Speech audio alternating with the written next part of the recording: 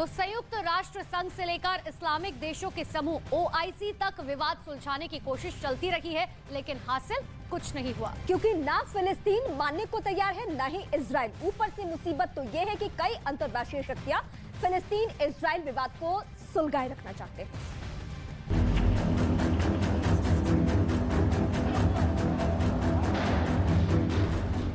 Israel अपनी सुरक्षा के लिए अभेद किले सा माना जाता है, बावजूद इसके देश के भीतर घुसकर आतंकी हमले कर रहे हैं। जाहिर है इजरायल की ओर से बदले की कार्रवाई होगी, और जैसा कि आपने गाजा और लेबनान में देखा, इस बार का हमला उससे भी भयानक हो सकता है। अरब देशों के बीच बसे इजरायल का अस्तित्व ही उसकी सुरक्षा पर टिका है।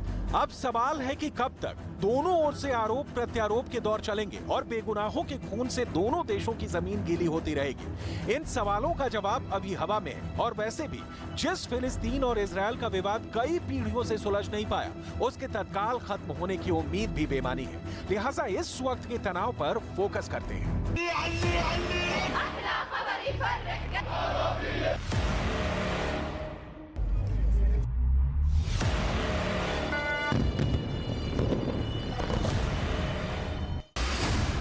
असल में गाजा पट्टी एक छोटा सा फिलिस्तीनी क्षेत्र है। ये मिस्र और इजरायल के भूमध्य सागरीय तट पर स्थित है। इस इलाके में हमास का शासन है, जो इजरायल विरोधी आतंकी समूह है। इलाके पर कब्जे की इजरायल कई बार कोशिश कर चुका है, लेकिन हर बार हमास से उसका कड़ा संघर्ष होता है। गाजा और वेस्ट बैंक में रहने वाले फिलिस्तीनियों का कहना है कि वो इजरायल के प्रतिबंधों से पीड़ित हैं, जबकि इजरायल का कहना है कि वो केवल फिलिस्तीनी हमास से खुद को बचाने के लिए काम कर रहा है।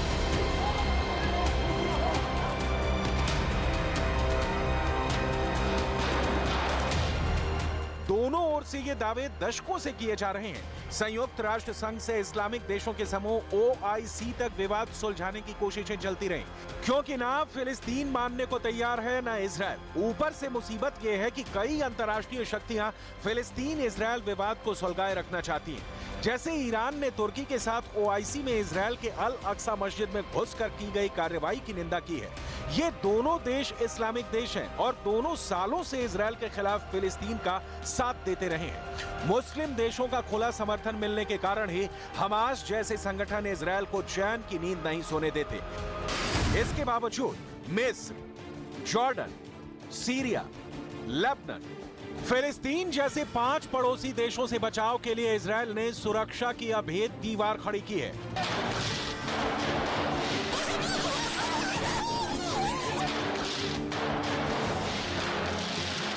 मतलब इजरायल के चारों ओर मुस्लिम मुल्क हैं। हालांकि अरब देशों के बीच बसा इजरायल नक्शे पर भले ही अकेला दिखता है, लेकिन उसके साथ अमेरिका की ताकत है, कूटनीतिक और सैन्य दोनों तौर पर।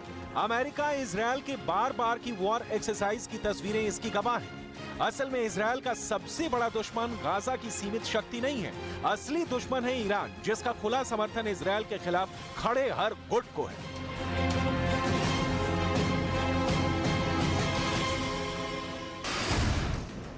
इजरायल का मानना है कि ईरान के परमाणु कार्यक्रम के अलावा लेबनान में हिजबुल्लाह यानी मिलिटेंट और गाजा में इस्लामिक जिहाद का एक नेटवर्क तैयार किया गया है।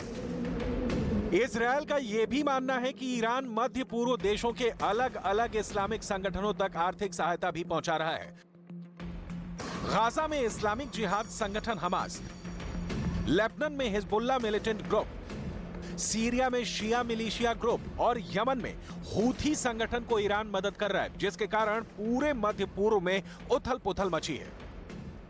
ईरान हिजबुल्लाह संगठन यूक्रेन युद्ध में रूस की मदद कर रहा है।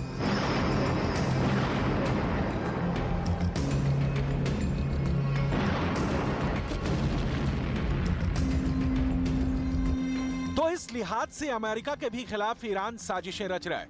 ईरान वैसे भी परमाणु संवर्धन के कारण अमेरिकी पाबंदियों से लदा है। ईरान अगर परमाणु खतरे की सीमा तक पहुंचता है तो इजरायल का अस्तित्व तो खतरे में आ जाएगा। इसलिए इजरायल ईरान के एजेंडे का विरोध करता है। ईरान फिलिस्तीन के बहाने इजरायल पर हमले की मौके की तलाश में है। ईरान की समझ साफ है कि इजरायल को कंट्रोल करने का मतलब होगा अमेरिका को जवाब देना। तो समझिए कि अल अक्सा मस्जिद की घटना किस तरह तीसरे विश्व युद्ध की चिंगारी बन सकती है। इजरायल के प्रधानमंत्री बेंयामिन नेतन्याहू ने दुश्मन को करारा जवाब देने की जो ताजा घोषणा की है वो सुन लीजिए। क्यों आगे इजरायल बहुत कड़ा प्रहार करने जा रहा है। Regarding the different arenas, we will hit our enemies and they will pay a price for any aggression they carry out. Israel में सैनिक सेवा अनिवार्य है और कहा जाता है कि यहाँ हर हाथ ऑटोमेटिक सेल्फ लोडिंग राइफल की ट्रेनिंग ले चुका है। 24 घंटे इजरायल अरब देशों के खिलाफ ताल ठोक कर खड़ा है और जब तक खड़ा है तब तक ही इजरायल का अस्तित्व है।